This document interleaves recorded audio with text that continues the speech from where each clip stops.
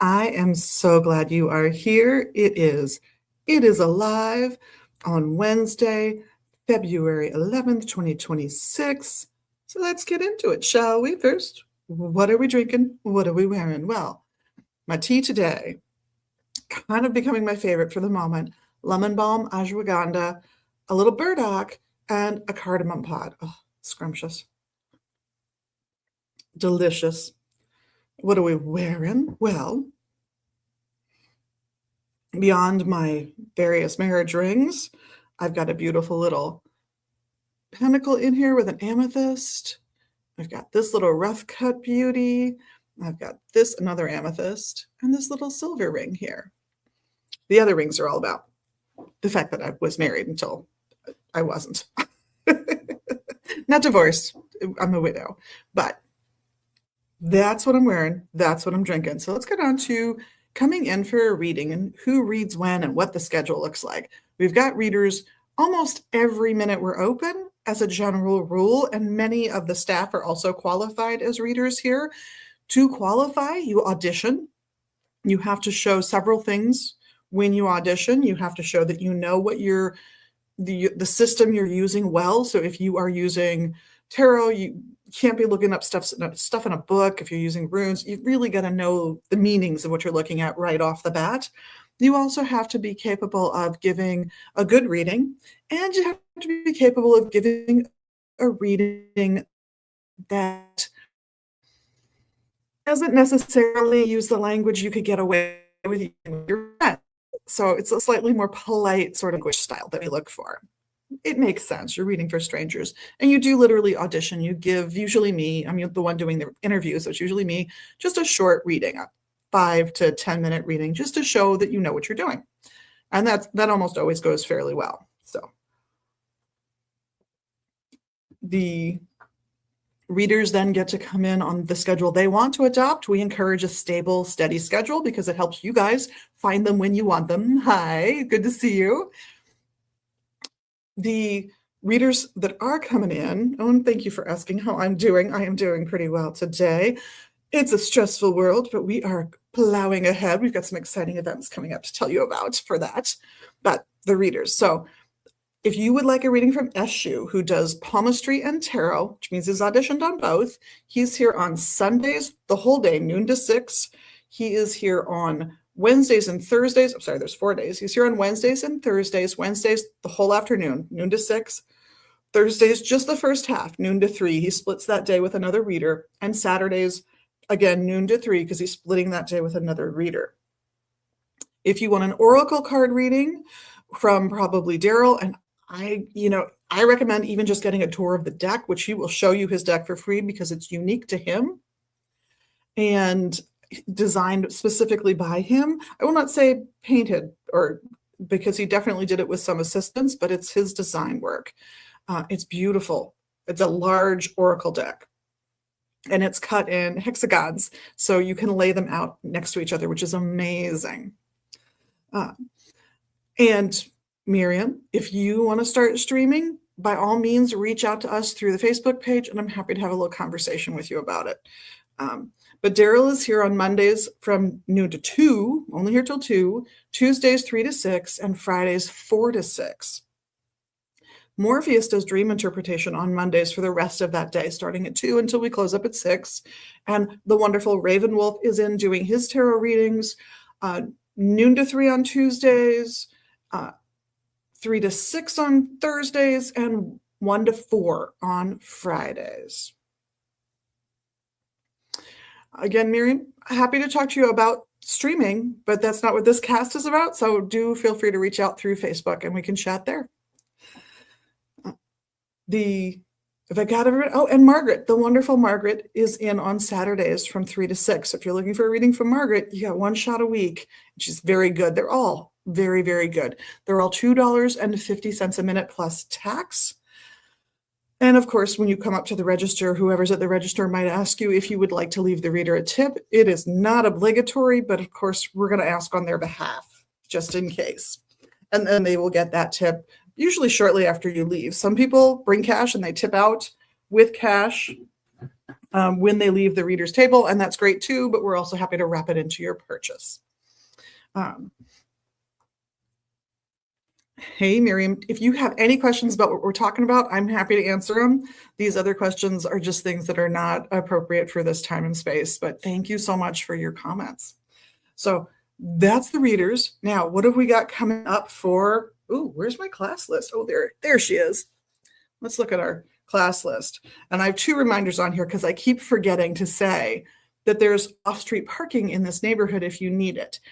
The street parking that we have is completely free, which is unusual for Minneapolis, but it is on our block and the nearby blocks. And sometimes that means you can get a spot right in front of the store, and that's fantastic. But if you can't for any reason and you're struggling, there is a church, a Catholic church, St. Clemens, 1 block south of us, and it is on the back side of the block. So they are a half a block west of us. So if you go on Lowry, when you get to Lowry and Central, go a half a block west, and you will be able to turn into their parking lot, and you are welcome to park there. We have cleared that. Many of the small businesses in this neighborhood who don't have independent parking lots have cleared that with the church specifically. I've spoken with somebody at the parish office, which is not at St. Clemens. That's a sort of a satellite church for the Catholic Church in this area, but they're very happy to share that parking lot. And their church is on the south side of the block, and you want to park on the north side anyway. So you're parking in the worst spot for the parishioners and the best spot to come and shop on our block. Grab a meal, come in here, get your bike fixed. There's all kinds of wonderful things you can do here. What can you do here in the store? Well, let me tell you, this Saturday on Valentine's Day, probably Daryl is doing his second container magic class. And we talked about this earlier last week when he was here for the interview for this show. And this time we're going to be doing little yarn dolls. And if you want to come in as part of maybe a romantic afternoon, Valentine's extravaganza, you could take this class with a partner and grab a couple of the magnetized hematite that we've got, and then you put one in the head of each, and then they can kiss, or put one in the hands and they can hold hands. So all kinds of wonderful things. Ooh, somebody's trying to call me when I'm not available. Goodbye to them. So that one's coming up on Saturday. On Sunday the 15th, Reiki 1, if you're interested, do sign up. It's always fun. And the grief group is meeting, the group that Ms. Settergren is running to help with people who have chronic disease issues or are battling cancer, which is what started her on this journey to gain an understanding of the resources that are available for people who maybe are more alternative in their spirituality and what we all need to get through these kinds of crises in our lives. She has also been a volunteer at another location with another agency and is now starting this support group specifically for folks like us who might not be able to get the kind of support they really need because there are certain religious barriers in the way. So come check that out if that's you, if you're dealing with rheumatoid arthritis, cancer. It can be a condition that is simply debilitating and difficult to deal with. It can be a disease like cancer, anything that's long-term where you have to deal with caregivers and well-intentioned people that don't always come across the right way, and all of the things that happen to us when we go through something dramatic and long-term and severe. So come down for that if that's you. That is a completely free event. It's not even a by donation event. The container magic class, for example, is one of our by donation events. So the teacher is hoping you will take the class and enjoy it and pay something for that wonderful experience. In the case of the group by Settergren, that is not the case at all. It's a completely free event. Of course, on Tuesday evenings and Thursday evenings, you might still see some lights on in the shop, even after we close, because I'm teaching Herbalism Year 1 and Herbalism Year 3 on Tuesdays and Wednesdays for, oh my goodness, the foreseeable future. They are 9-month-long series. There are 3 of them. Theoretically, there's 4 because I had a group of third years who wouldn't go when they were done. So I have some all-day seminars because of those guys. Bless them. They were all amazing students to have in the class. It was really a joy, as are the students this time around. These are some of the best students right now. It's so amazing. Coming up on Saturday the 21st, so a week after this coming Saturday, Journey into Magical Practice will be meeting here for their in-person component of their work. So they do an online Zoom class, but they also have a ritual component, and that will be here in this very room, in our classroom here. That's pretty much all day. That's they've got the room all day long. I don't think that they're starting at noon. I think they're preparing at noon for something like a 2 p.m. start. So, and Miriam, again, reach out through Facebook if you want to reach out.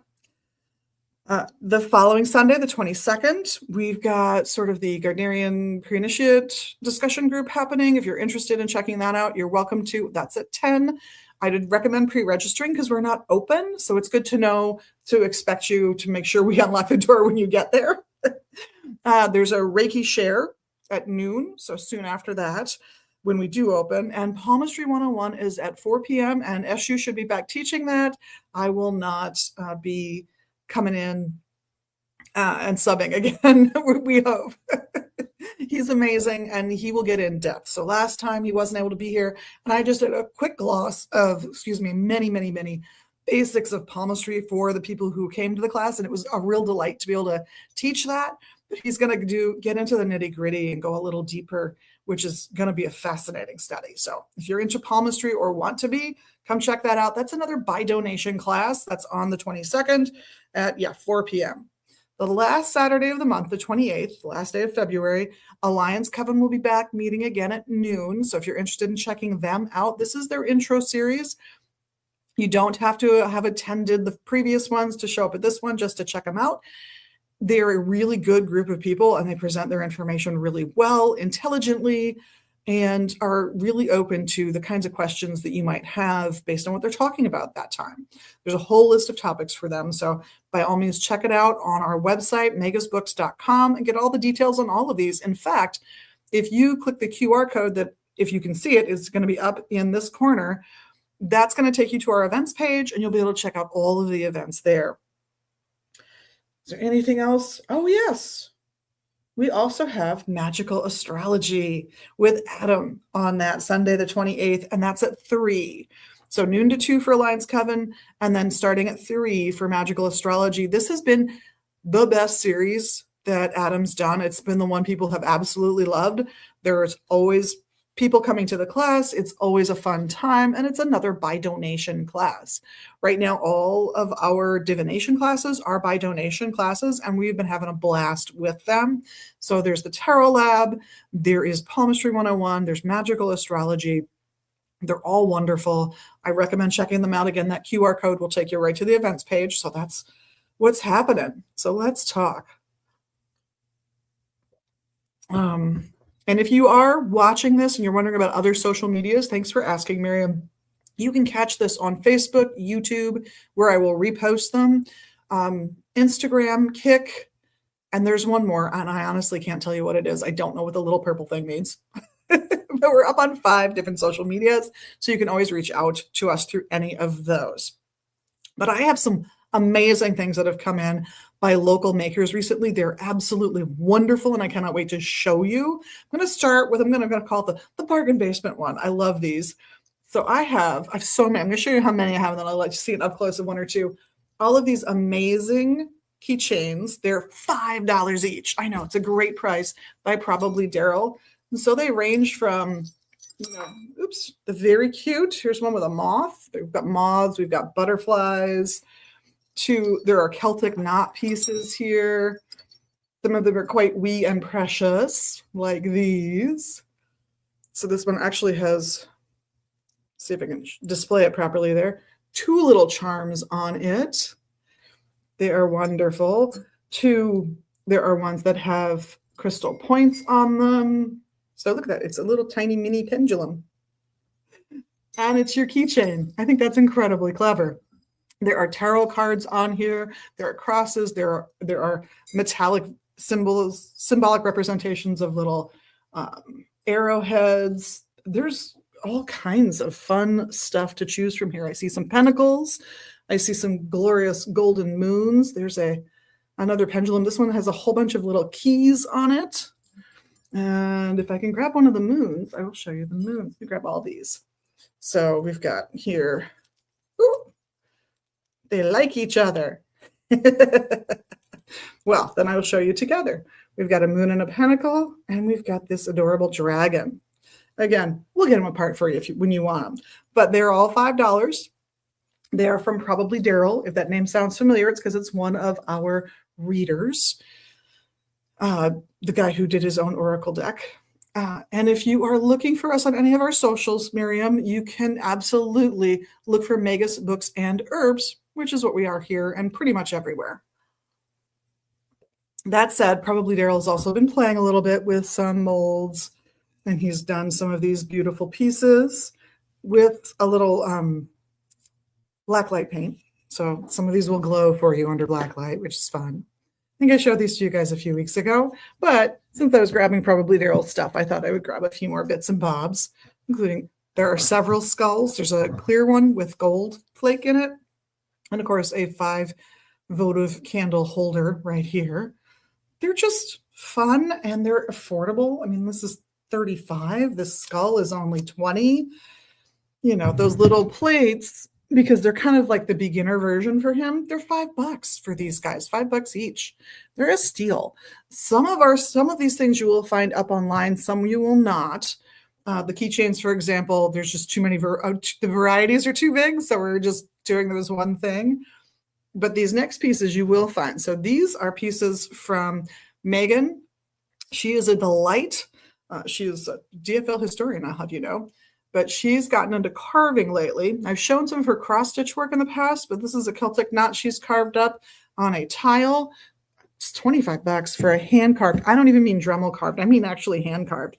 How do I know? The Dremel didn't arrive until the day I came to pick these up. And then we have this lovely beauty as well from her for $35. It's a little bit more work, you got to admit. So beautiful little tiles, perfect for decor, perfect for trays, all kinds of coasters, all kinds of fun things you can use those for. You can do spell work on them. And then I have to show you DMAC's work. So DMAC has done these ritual tarot pouches. Now this one happens to be done, I get up close so you can see the design work on the leather. This is reclaimed Italian leather that DMAC has put together for your basic tarot kit. It's your standard size tarot kit. And let me just, he's got a little cardboard stay in there to help it hold its shape, but it's this beautiful little tarot bag. And this one is a little real door knocker, a little lion door knocker. They're all going to be unique. So these are up online right now. You can see them, but everything's hand stitched. And this is the same leather, with the same embossed design with a little flower closure, same basic style of putting it together. And I don't know if you can hear, there's a couple little treats rattling around in there just to bring a little extra joy to whomever buys this piece. And of course, then the key to your knowledge and your heart are at the end of the cord. And I've got one more to show you. He brought in 3 for us. Here is the third and final one we've got with that pretty moon button or piece as a closure. And another little key on the end. Let's see there. I'm the best backdrop to see that. So they're all like this. There are some other styles coming out soon from DMAC, but for now, this is what's here. It's all available. It's all beautiful and definitely worth exploring. Ooh, let me get that on a little bit better. There we go. You gotta love these. They're just so cute and adorable. We're talking about getting a showing here soon. He would likely be the second showing because I've got somebody I really want to get in. We're just waiting for this room to get painted, and I did speak with somebody about that yesterday who has offered to come in and get that painting done, and I am so grateful. So there's a little bit of touch-up painting to do out on the store floor, but it's mostly just this room, and we have a little over a couple gallons of our paint left, which is sort of a parchmenty color. That's the color of the shop. You guys never get to see that online here. You can only see it if you come in the store until this room is painted, and then you'll see what the whole store is painted in. It's really nice. It's a nice neutral backdrop so that when we do have art shows in here coming up, I hope in the next few months, we are able to show off that art with a relatively neutral backdrop color. It's not going to be sheer white.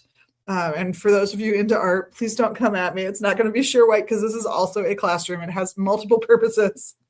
And having a very sterile looking room for a classroom is just not a great choice. So I think this is a really good compromise to have sort of a warm, sort of biscuity, parchmenty sort of color as the background. It's going to be gorgeous. It's perfect out in the store floor. Goes with the wood flooring perfectly. It's just fantastic. You also never get to see you can see the wood flooring. Nope, it's over on this side, tiny little corner down there. So really looking forward to getting that done. So grateful that somebody said, I'll come do it. Thank you. But that is what's going on. Oh, I didn't talk about one of the events. I'm so glad actually got left till the end. So one of the things that's coming up this Sunday, the 16th, is what we're calling the Resistance Ritual. If you are interested, if you're going to be here in the Twin Cities on Sunday the 15th, and you're interested in coming in and participating in a little ritual designed to help you charge a talisman you already have, some trinket, talisman, amulet, something that you can bring that we will all as a group be charging for protection, for yourself, for our community. It's going to be a very simple ritual. It will start here for sure. We'll meet up here. We'll have some permanent markers if you want to make some embellishments to things. And just to make it easy to find your item when the ritual's over, because it's going to go into a large cauldron. We're going to be providing just some Ziploc bags and some tagboard type paper so you can write something really big, a design, a word, whatever you want to write on that, and pop that and the amulet into the plastic bag and seal it up so that it's sort of like having luggage tags on your item so that it's not too hard to find when it all is said and done. The number of people who sign up will determine whether we start here and then go to a nearby park that's a couple blocks from here, or whether we're able to stay here. This room for a moving ritual can probably accommodate about 24 people. So if more than 24 people sign up, we will plan to start here, go over the basics, spend like maybe an hour gathering, describing what's going to happen, which is a really effective, really simple ritual, ideal for a large group, and go over to the park if we need to, and then come on back to warm up. It is Minnesota. It's warm this week. It's going to be warm this weekend, but it's going to be warm for February in Minnesota. It's not going to be hot, not by any stretch of the imagination. But if we have 24 or less, we'll just stay here. We'll do the ritual here. We'll make sure we clear this room out as completely as we can, because there's always, you never see it because it's off to the sides. I've got 3 small tables for a class coming up tonight, a whole bunch of chairs. There's a whiteboard that I'm always staring at when I'm talking to you guys, plus a whole host of chairs that can be put away. So we'll clear it out if we're not getting up to the 25 or more. But if we get 25 or more, we'll move the actual ritual location to Jackson Flats Park. It should be a really good time. Not a long ritual, but a powerful ritual and an effective ritual. Absolutely encouraging musicians, if you want to bring something, and I don't necessarily mean professional musicians, if you've got a bodhran or some other kind of drum, or you play guitar for fun, and you want to bring that to contribute to the overall energy that we're bringing into the ritual, feel free. It is not required. I'm not bringing any musical instruments, and there are several I can play, and it's not even really requested. It's just openly embraced if it occurs. So this is being hosted by us here at Negus Books, and I'll be there for the ritual, as well as Witches Brews MN, which you can find on Facebook. So they do have a Facebook page. They meet up about once a month in a first ring suburb in a little space, a little bar restaurant, which is a really nice space, actually. One of the people heavily involved in that group used a big birthday of theirs, one that ends in a 0, as a fundraiser for a charity. She had wonderful acts. It was just a really, really great time and a wonderful event. I know I donated a year's worth of herb classes to that event, and that was great. That student was amazing. Loved teaching her, loved having her in the classes. Fantastic time had by all. So if you are interested, again, go to the QR code if you can see it up in that corner. of your screen. If you cannot see it, then magusbooks.com and just go to our events tab. It's right across the top of the screen when you first get into the site. You can also like go into the store and find it that way. But why? Why would you do that? Just see the word events and click on that, and you'll be able to get the details of what's going to be happening. I'm also following up for those who register with a little informational email, so you get that information to have in your inbox. There are also some other things in the works here for events that might be coming up, particularly for those of you who have been volunteering and protesting regarding some of the general unrest that's been happening here in the Twin Cities and throughout Minnesota. I don't have details on that yet because we are not organizing it. We will be providing space for it should it occur here. We've already volunteered. They reached out to us and we said, absolutely, we will volunteer our space. I will be volunteering my time because somebody with a key has to. But it is a way for the folks who've been volunteering and might need some help with all of those things to get together, maybe share a meal, maybe share some healing services, or like maybe some of our readers might want to volunteer to come do readings for one of those evenings. It should be a really nice get together. Again, they have a whole host of people volunteering services, everything from people volunteering to come in and do minor clothing repair. If your favorite jean jacket got ripped up, got a little tear in it at a protest, there's someone who will bring a darning needle and they'll patch it up a little. They will get you. They're just trying to be a community that supports each other, and they were looking for space, so we volunteered that space, and hopefully that will come together. There's apparently going to be a soft launch coming up in the not too distant future somewhere across town. Don't want to get real specific, but so look for that on some of your more private communication methods, and we look forward to seeing you if that's you. Just getting some more of my little tea there. I've got to say my burdock has cleared up my eczema almost 100%. It's almost all gone, despite my ignoring it for a week at one point. The warmer weather we're having here is also having an impact, and that's making it much easier for my body to maintain my skin's integrity. A little good magic in burdock, right? It's fantastic. It does all kinds of amazing and wonderful things. So usually at this point, there'd be some kind of interview, some lovely topic. So I cast around for a topic today. I really did. I tried. What's everybody else talking about online? What are we thinking? What are we doing? And I listened to a rant about self-care. And, if you have the option for a free vaccination, go get it. And, if you need glasses, find a way to get them.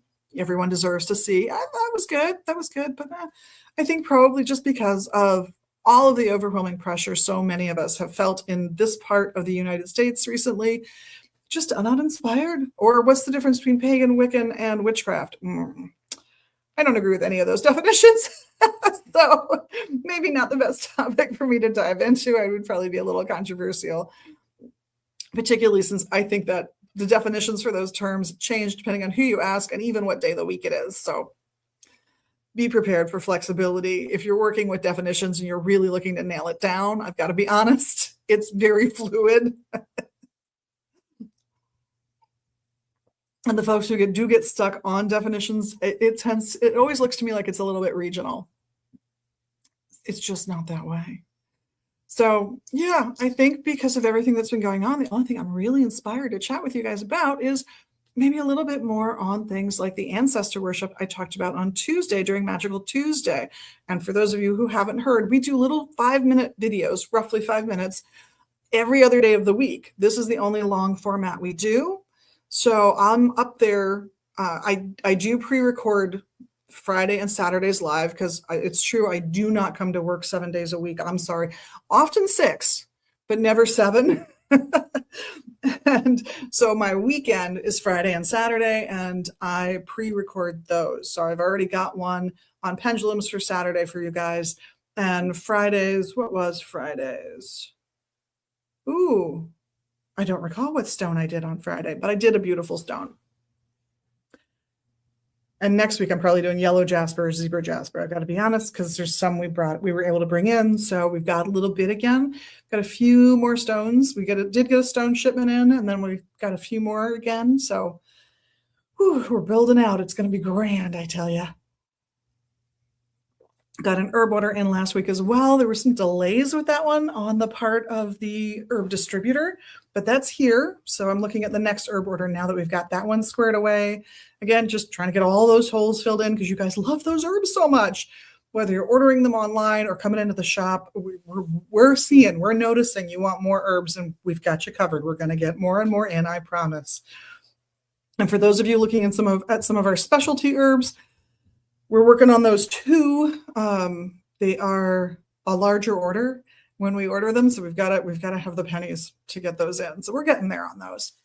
We're slowly but surely getting there. So yeah, the things that come up when I think about ancestor worship, I think in several different ways. My husband was adopted. So, and I had many friends growing up who were adopted. So I always think of that as twice blessed. In my case, having been raised by my biological parents, I have both the genetic inheritance and a cultural inheritance from them, as well as the inspirational inheritance from people who I've admired through the years and my friends. And those four components make up my family in my head. So when I think of ancestor worship, I think of my biological foremothers and forefathers. I think of my cultural foremothers and forefathers. But I also think about my friends and the impact they've had on my life. And I think about the people who've inspired me also as my ancestors, no matter how distantly related to them I am as a human being. And so when I think in terms of setting up an ancestor altar, I don't always even think of people who have passed away. Absolutely, if I were going to set up an ancestor altar in late high school, I would have had a particular left-wing film maker and activist and a particular author who'd written since the early 1960s, mostly about her experiences as a white American, both in and out of America, going to Paris to dance, going to Africa to live for an extended period of time. And some of you know I'm talking about Maya Angelou, but I bet some of you don't yet. So I will clue you in. Absolutely. Even though they were both live people at the time, I admired both of them so much that they would have been like symbolic of everything to me at the time. I still love and admire both of these people. I think they're amazing human beings, but I have expanded whom I admire beyond those two who hit me through books and through television screens when I was all of 16 years old. This can also therefore include fictional characters to me. If you're really inspired for some reason by Desdemona, I'm not seeing it, but okay, I don't see why she wouldn't be represented. She represents a certain set of ideas and ideals. And that's part of what you're looking for when you're setting up your ancestor altar. You are absolutely looking for what's valuable and admirable and wonderful about your ancestors. And believe me, I've got some ancestors that I do not admire. And I've got ancestors that I know better, and I know it's a really mixed bag. And I have to accept them for who they are, who they were. And, if life goes on, for who their descendants will be. Nothing wrong with that. I acknowledge the faults, but I also admire what was good. And I think that's a careful balance that you have to make. There are people whose behavior is so egregious to you personally that you can't include them. There's nothing wrong with that. There are people whose behavior is a real mixed bag, but you can separate out and go, okay, these things were amazing. This is how they showed me they loved me. This is how they express love to other people in the family. Maybe they were 2 generations ago and you never met them, but you've heard the stories, good and bad. And you know that they loved the family that you're part of. They would have loved you, but, they might not have expressed it always in ways that were healthy for you or those other people that they were around. But there would always be something they did right. And that's what I choose to emphasize, what they did right. Acknowledge what they did wrong, but admire how they stood up to somebody when given an order to discriminate in the military. Thanks, Grandpa. Admire the fact that they could make everybody feel like they were the favorite person in the family. Admire the charity work they did. and the fact that they cared enough to reach out beyond their own little world. Whatever it was they did, whoever it was they were, you're after the very best of them. You're after admiring and really reinforcing in yourself the very best of your ancestors, philosophical, emotional, and actual.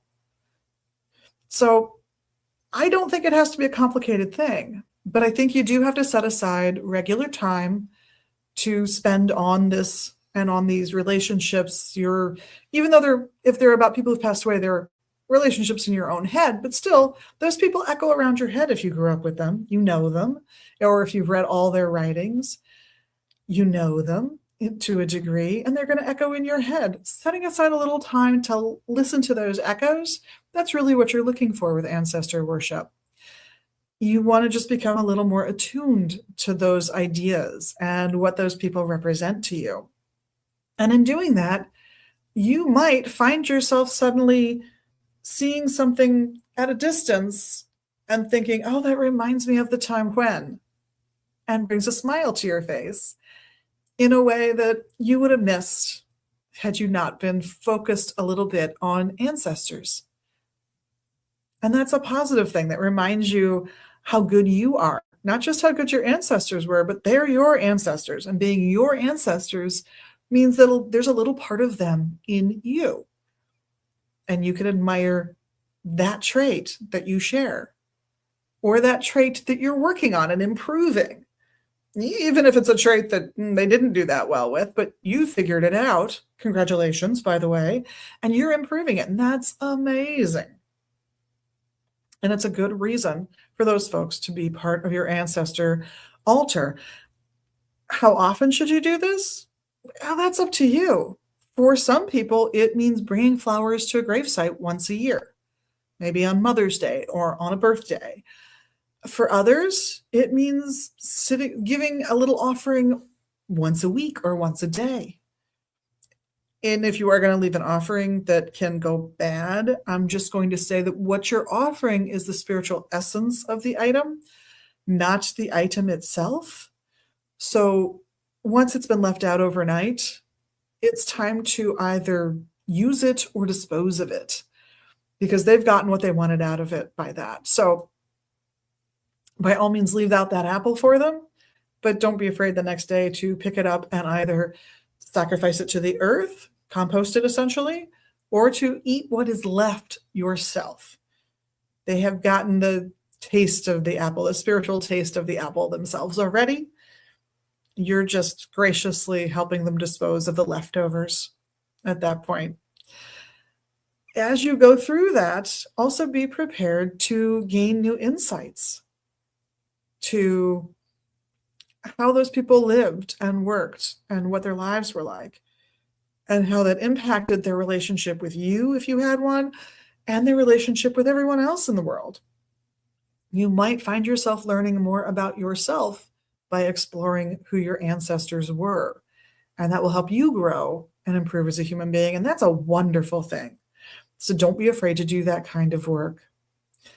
There are a number of books, and if you look at Tuesday's Last Magical Tuesday's 5-minute video, you'll see a little bit of information about this, and you can find the QR code there, which was really just me going to magisbooks.com and typing in ancestor into the search engine and creating a QR code for you all to go and look. So you're also welcome to just go to the website, type in ancestor, and find all the books and other tools that might help you in that work.